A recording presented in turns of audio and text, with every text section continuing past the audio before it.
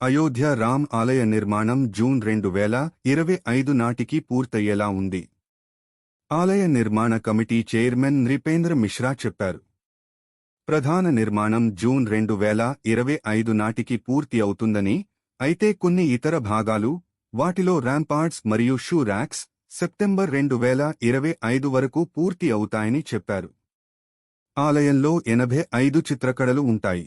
వాటిలో 21 పూర్తయ్యాయి. వాటిలో 6 రామ్ దేవునికి అంకితమయ్యాయి. పారిక్రమ కోసం కొత్త టైటానియం లాటిసెస్ రూపొందిస్తున్నాయి. ఇవి గ్రౌండ్, మొదటి, రెండవ అంతస్తులను కవర్ చేస్తాయి. ప్రాజెక్ట్లో ముఖ్యమైన భాగమైన రైజింగ్ టవర్ విమానయాన భద్రతా తనిఖీల్లో ఉంది.